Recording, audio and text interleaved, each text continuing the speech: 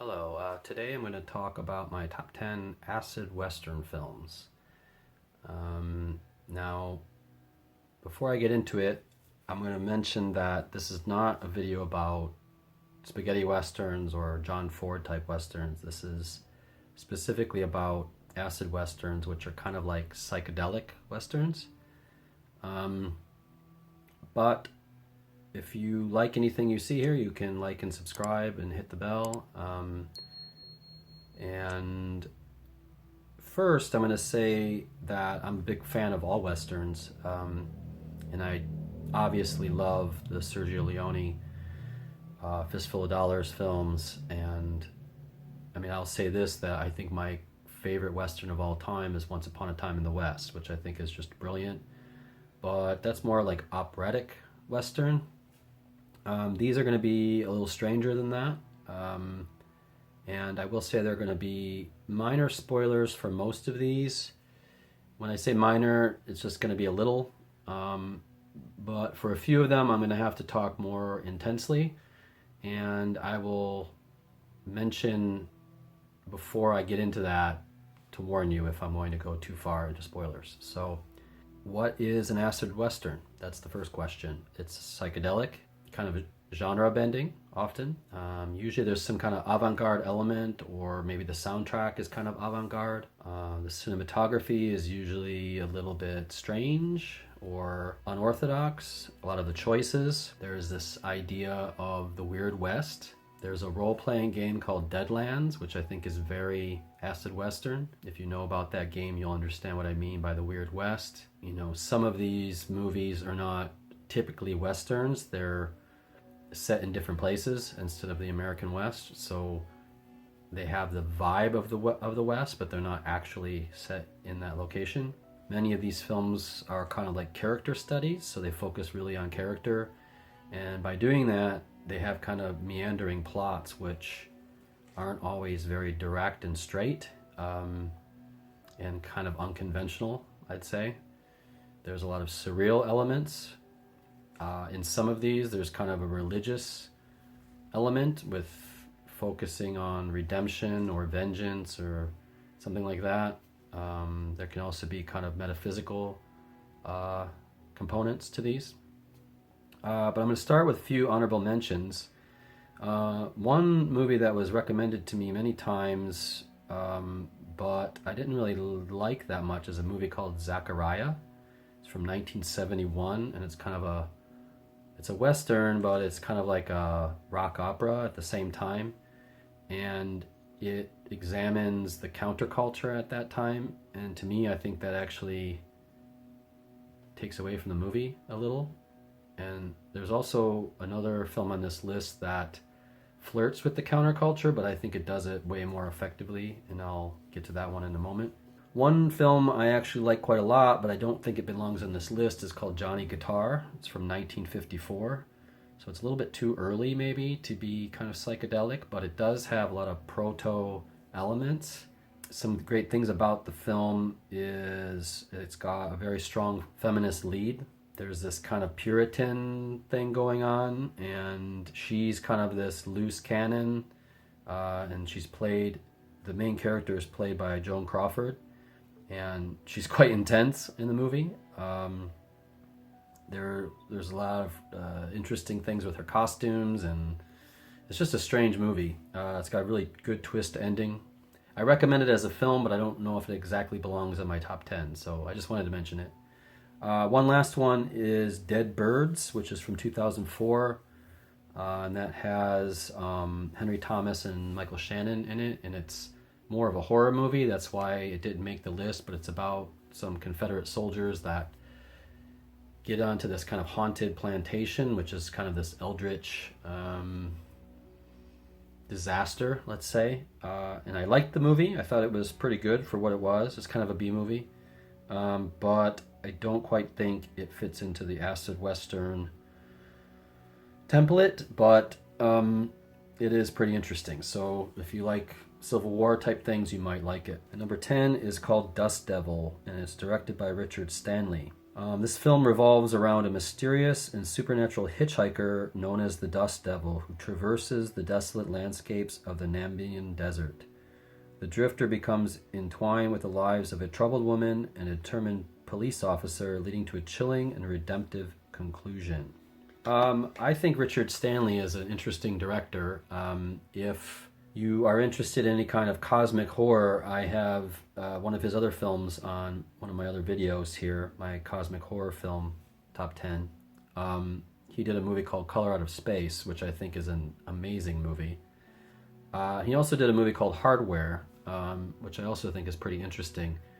But I will say I think this is, from the films I've seen of his, I think this is the least compelling.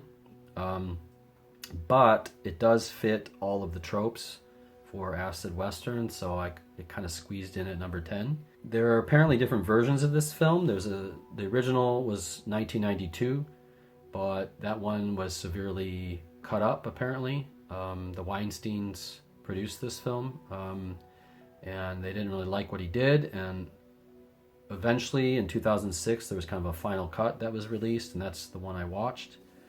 But I don't think it saves it. I think it's interesting, but I don't really think it's a great movie. There are some nice ideas here. The Dust Devil almost reminds me a little bit of the T-1000 in Terminator 2. There's this kind of relentlessness to him. He's kind of this drifter. I mean, it's almost kind of like serial killer-like, but it's in the desert, and this woman kind of gets involved with him, and it's sort of this story of her trying to get away from him. You know, a lot of movies in the 90s have this certain tone that I just think is a little bit on the edge of campy, but like maybe not enough campy. So at some moments it's trying to be quite realistic and scary, but then at other moments it's very heavy-handed and kind of gory and almost Evil Dead level parody, I guess. Although I don't think that's what he was intending. I think maybe he was just kind of a young filmmaker and he didn't really understand the tone well enough. The other movie I mentioned, Color Out of Space, the tone is perfect in that, so maybe he got better. But yeah, it didn't really work well in this movie. That's why it's my number 10. At number 9, we have Sonny and Jed from 1972. It's an Italian spaghetti western directed by Sergio Corbucci. A duo form an unlikely partnership as they embark on a journey of revenge against a corrupt sheriff.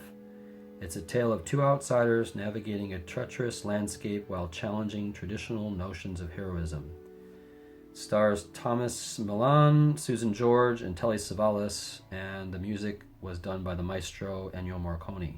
So I heard about this film from Quentin Tarantino's podcast with Roger Avery and Gayla Avery called Video Archives Podcast, which I recommend quite a bit if you like movies. And if you like Tarantino, you will love this podcast. But in one of the episodes, they discussed this movie, and it really intrigued me. I remember Susan George from the film Straw Dogs, and I thought she did a really good job. So I was kind of curious what she'd do in this film, and I think she kind of steals the movie. You know, this has a lot of this typical kind of spaghetti western tropes, the bounty killers, all that kind of stuff, but it's definitely stranger. And you can see a lot of influence in Tarantino's films from this movie. There's this kind of Bonnie and Clyde true romance love story. I wouldn't even call it a love story. It's more of a dysfunctional relationship, let's say. And if you think of his film The Hateful Eight, you know, most of the characters are unlikable, but in their sort of unlikable qualities, you kind of like them for that, and that's kind of how this is. The characters of Sonny and Jed both are unlikable in different for different reasons. One being way too sort of heartless and almost spiteful and mean, and the other one being too loving and too adoring, kind of. So it creates this very strange dynamic. But it's definitely kind of a black comedy. There's some really odd humor in this movie that actually made me like it quite a lot. There's just a lot of strange moments, either through the dialogue or kind of physical acting, that really made me crack up. But all in all, I think it's more of a curiosity. I don't think it's an amazing movie, but I can kind of see why Tarantino liked it. So that's why it's my number 9. Number 8, we have Pat Garrett and Billy the Kid from 1973. Directed by Sam Peckinpah, this film follows the complex relationship between lawman Pat Garrett, played by James Coburn, and his former friend, the outlaw Billy the Kid, played by Chris Christopherson. As Garrett is reluctantly tasked with bringing Billy to justice, the film explores themes of friendship and loyalty while capturing the essence of the fading frontier. Many minor roles from great character actors like Jason Robards, Harry Dean Stanton, Charles Martin Smith, Slim Pickens, Strother Martin, and the musicians Bob Dylan and Rita Coolidge make this a very interesting film. Okay, so this is the film that I mentioned has a bit of counterculture elements in it. Peckinpah is kind of an outlaw in cinema, if you know anything about him. His films like The Wild Bunch or The Ballad of Gable Hogue or Straw Dogs, they're all very interesting films, but a lot of the critics never really liked them or thought they were too violent, or there's just a lot of problems in that case. But I actually like his films quite a lot, and this one is no different. It opens with this kind of sepia images, and I think that's very effective for setting the kind of acid western tone. There's a lot of interesting symbolism going on in this movie, with sort of Jesus symbolism and these mirrors and things. The music is very good. It's by Bob Dylan, who also has an extended cameo. I wouldn't really call it a role because he barely speaks. He speaks a little bit.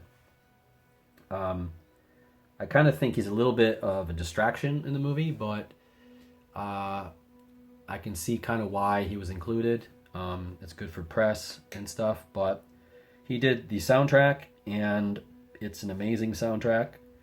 Very, very good soundtrack. One thing about it that I think really sticks out is the amount of death in this movie. So many people die in this movie. You know, it kind of has like a lot of, it's pretty bloody for the time also, but the plot is very spare, and it kind of sets up these different vignettes along the way as Pat Garrett is chasing Billy the Kid. And that's kind of the beauty of the movie, is that there isn't much plot. It's kind of like focusing on these little moments. And I think one of the greatest moments, this is a bit of a spoiler, if you want to skip ahead you can. I will put the timestamp right there for when this is over. But there is a great scene where Slim Pickens, him and Pat Garrett and his wife go to try to arrest somebody, and there's a shootout, and Slim Pickens gets shot in the stomach.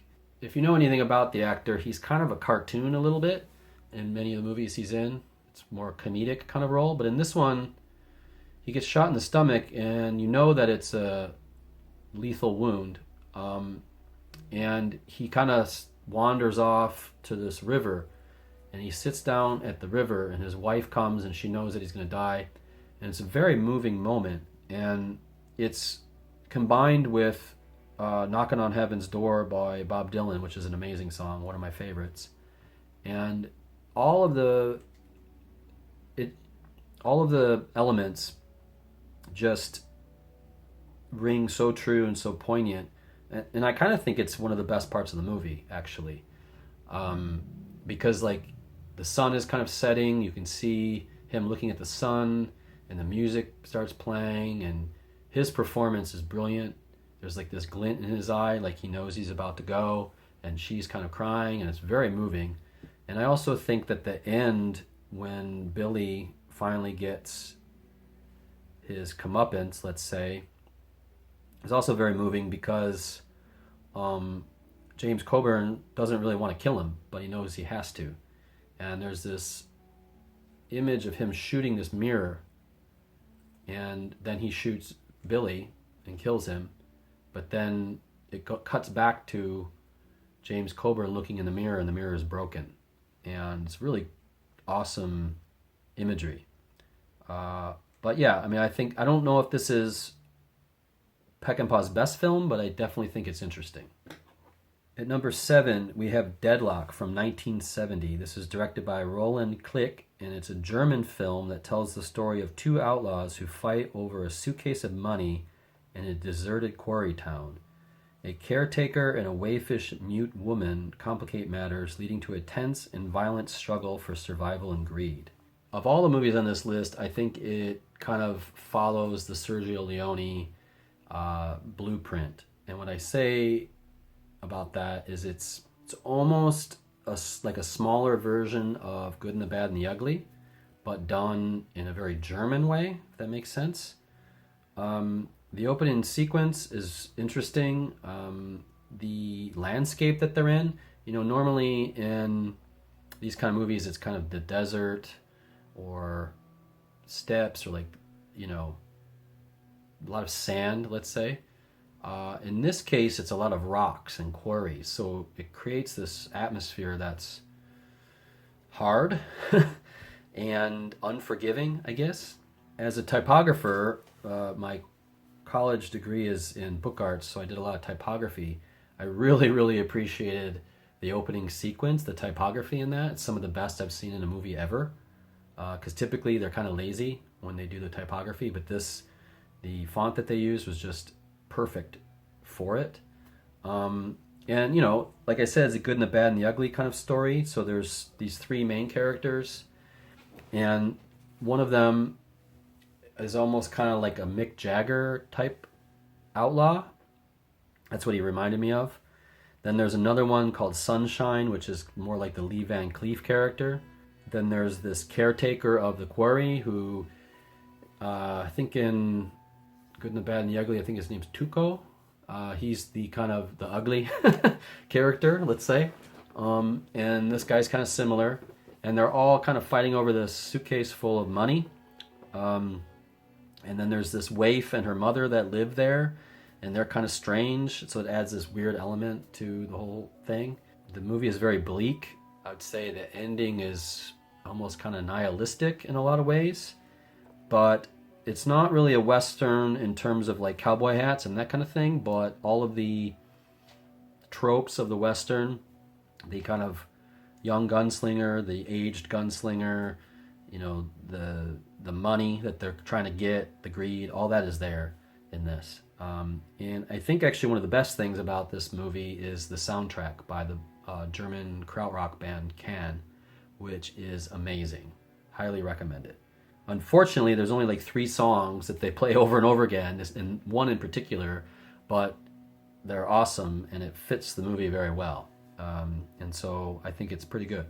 Number 6, we have Bone Tomahawk from 2015, directed by S. Craig Zoller and starring Kurt Russell, Patrick Wilson, Matthew Fox, and David Arquette. A group of men embarks on a dangerous rescue mission to save townspeople abducted by a group of mysterious cave dwellers. Okay, so this movie on the surface might not be an acid western. It's almost more of a horror movie, but I think it's a good genre-bending example, and I also think it's an excellent movie. If you like that kind of mix where they're taking 2 different genres and mixing them, I think some other films that are similar to this.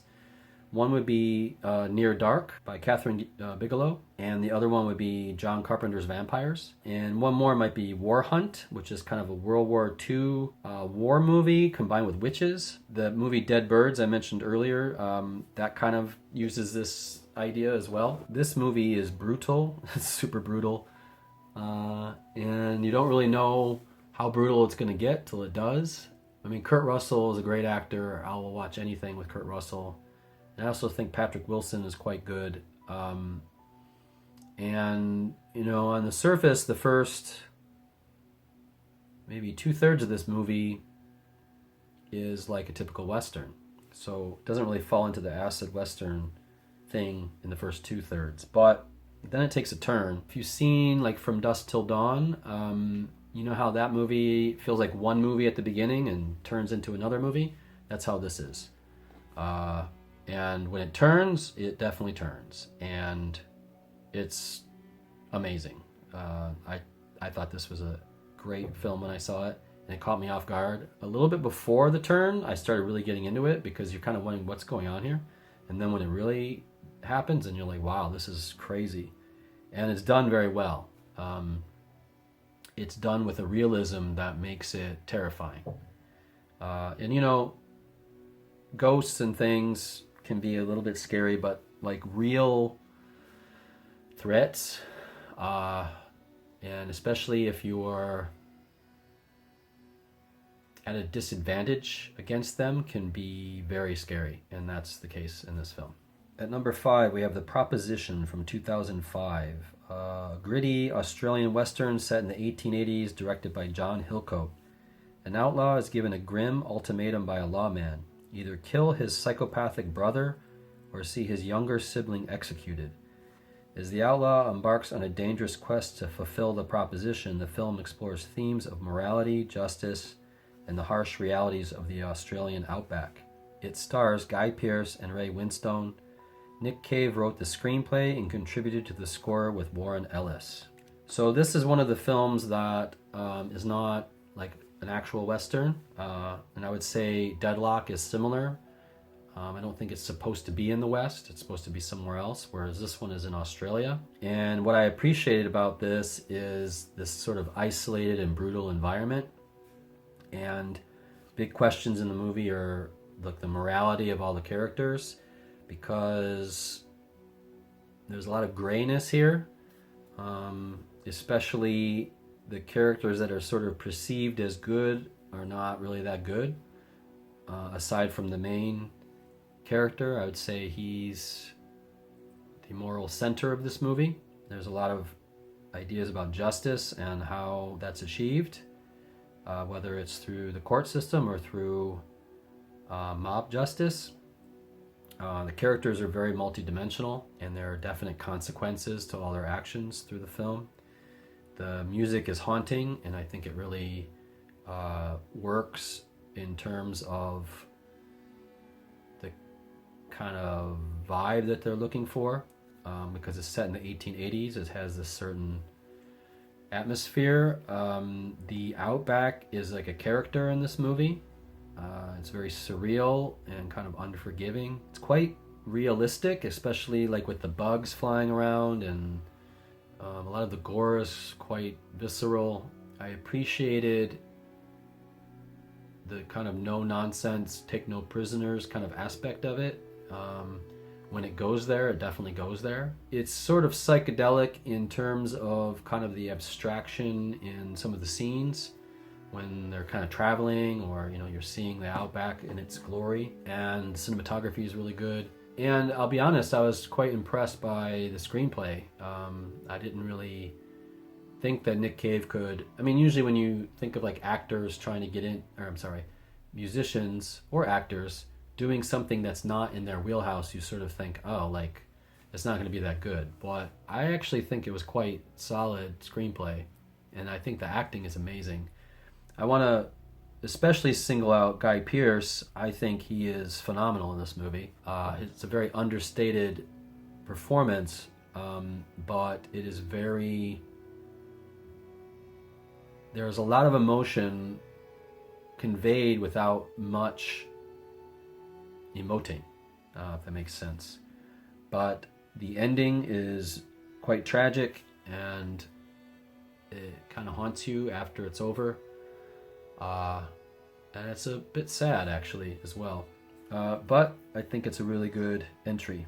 Number 4, we have The Quick and the Dead from 1995, directed by Sam Raimi and starring Sharon Stone as the protagonist, Ellen. The movie revolves around a quick draw competition in a small town where participants must confront their pasts and face each other in deadly duels.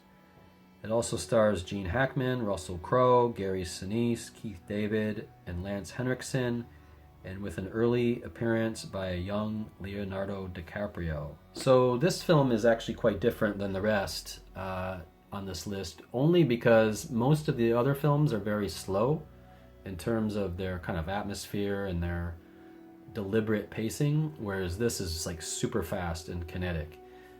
Sam Raimi directed this. If you know anything about Sam Raimi, he did like the Spider-Man movies and the Evil Dead films, and his signature,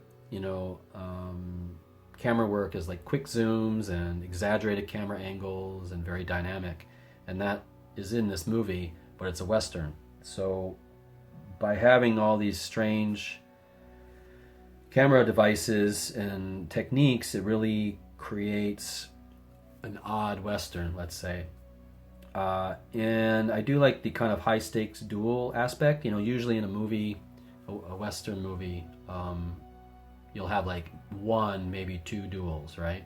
This movie has many, many duels. So if you like duels, you will love this film.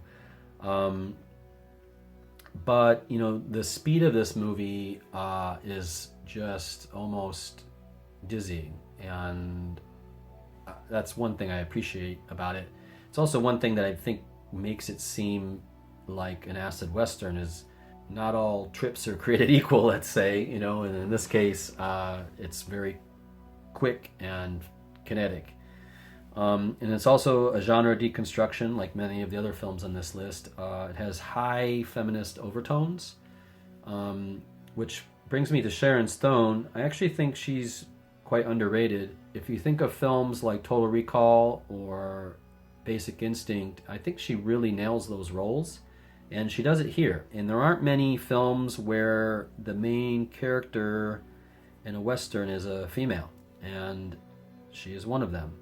Joan Crawford and Johnny Guitar is another. But, I heard that Sharon Stone actually gave up part of her own salary to get Russell Crowe and DiCaprio in this, which says something about how much she believed in the story and the work. And at that time, both of the actors were not that well known, so it was quite a risk. But they both deliver amazing performances in this. One of the beauties of this movie is all of the minor characters have a story, and it's kind of like an ensemble cast, and there's a lot of ideas about redemption. There are a few deaths in this movie that are quite heartbreaking, and I think the actors nail their performances in these moments. There's good chemistry between everyone.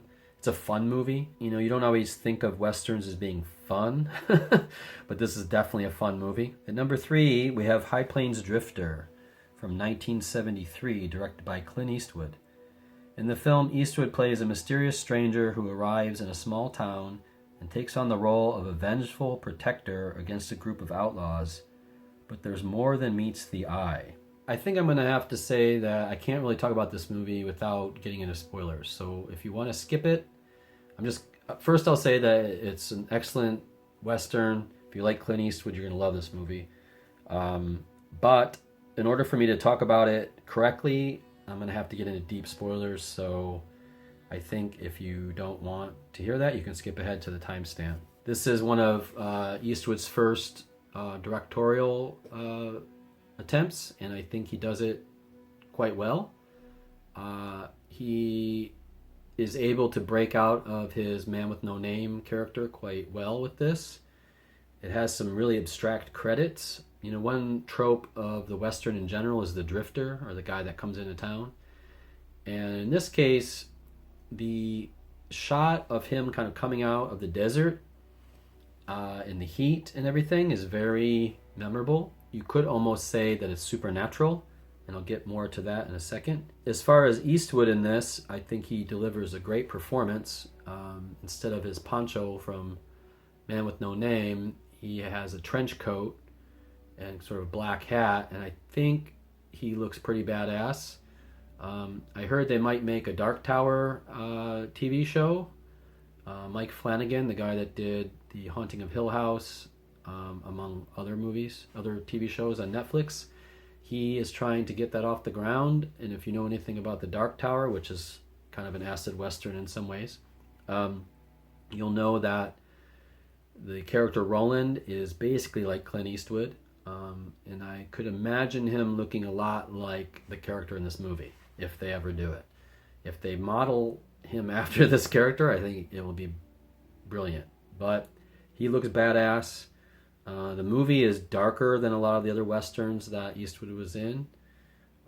It's not politically correct at all.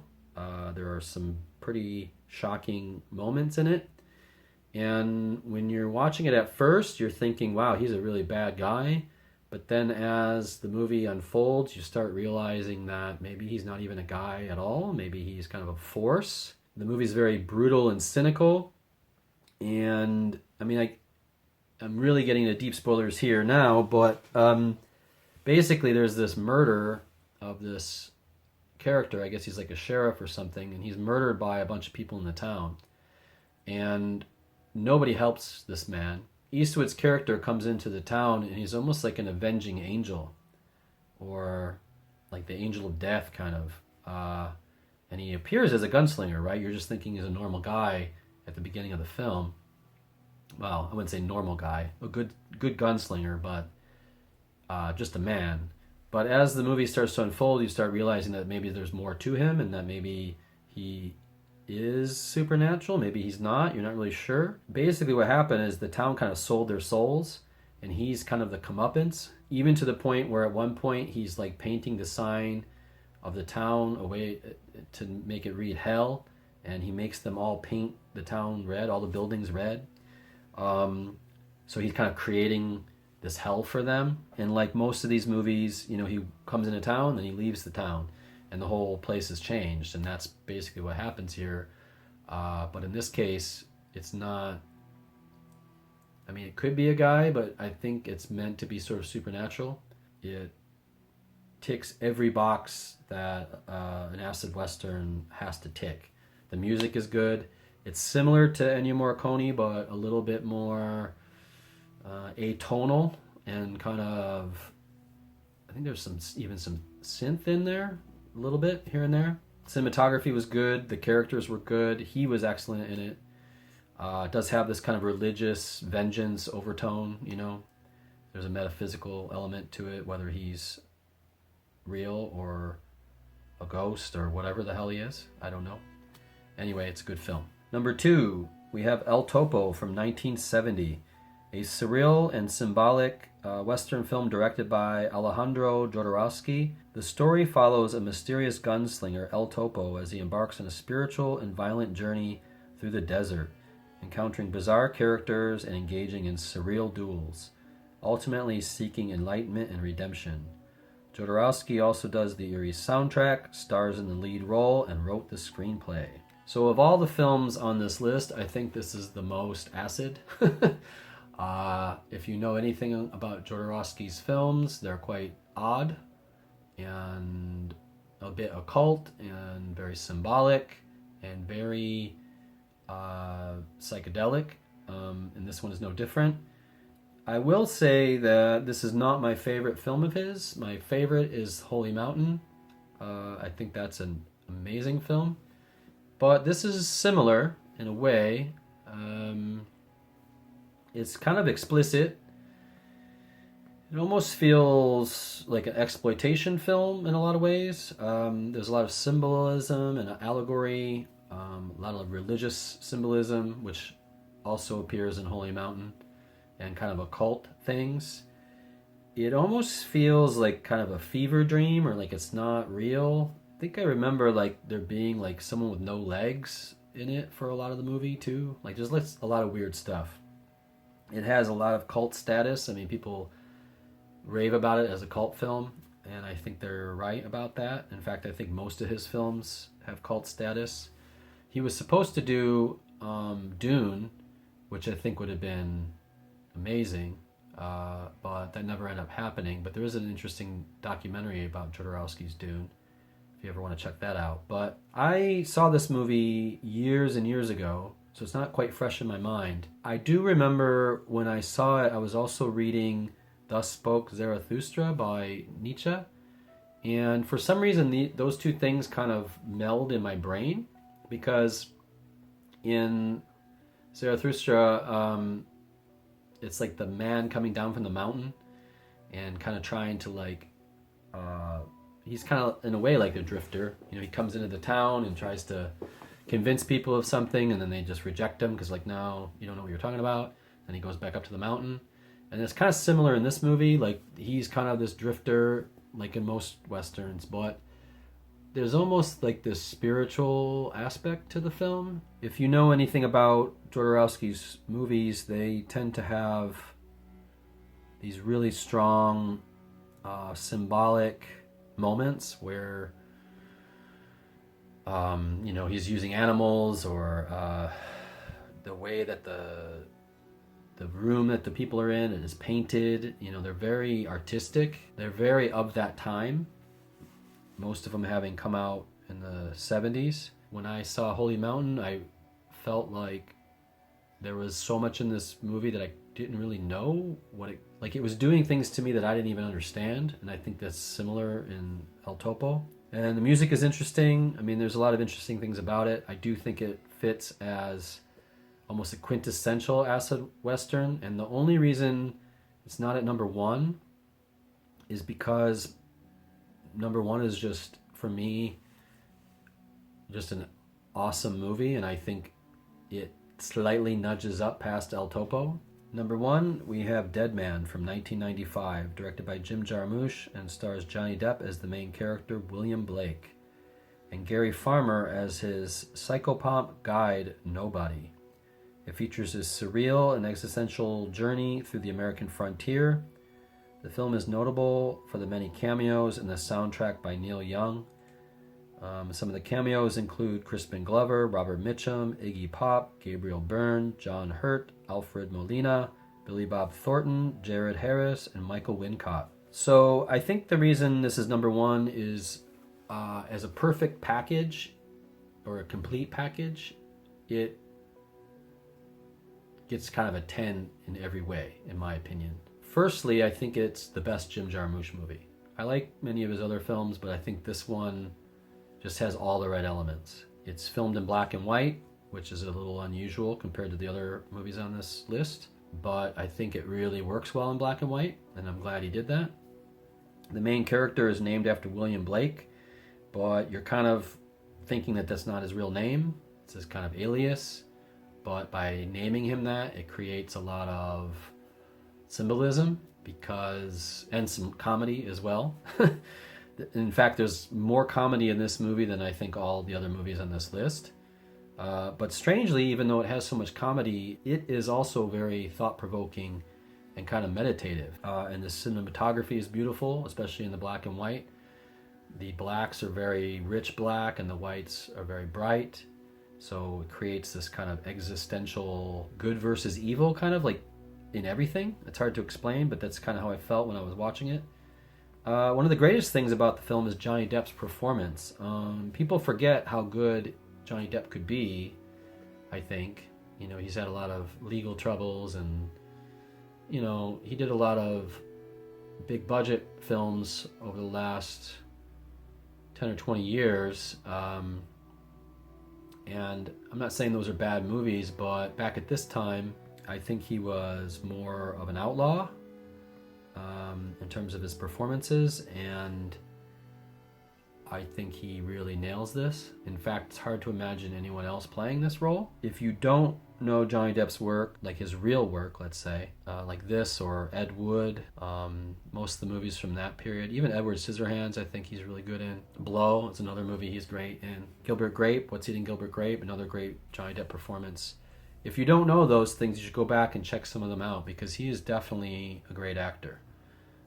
And I kind of hope he gets back to that after all of his stuff has been kind of wrapped up. I kind of hope he goes back to more outsider kind of roles. Yeah, I think this is Jarmusch's best film by far. I think it's a great Western. I would say out of all the movies on this list, it might be one of the most surreal. El Topo is very surreal as well, but some of this almost feels kind of like Dante, Virgil kind of vibe. Like, you're not really sure what is real, if this is him already going through a kind of hell or, purgatory or something. There's not a lot of plot here. It's mostly like these vignettes of him meeting these different people. But the fact that they got all these great actors to play the cameos or the minor roles, it really sells it. And there's some quite interesting moments with all the actors. And I think, if I recall, this is one of Mitchum's last movies, so it's good to see him in something else this late in his career. But yeah, I think it's a great film, and that pretty much completes my acid western list. If you have anything to say about any of the films, or if you think there's something I left off. Now, keep in mind that lots of westerns are weird. There's a lot of spaghetti westerns that are very strange. I could probably go on this list, but I was trying to be selective about all of the different kind of tropes that make it acid western. But maybe at some point I'll do a traditional western list, I'm not sure. But if you think of anything that should be on here, you can let me know in the comments. If you like this, you can respond by hitting the button to like it, or you can subscribe or share the video with someone if you want. Anyway, that's about all I got. I will talk to you later. Take care.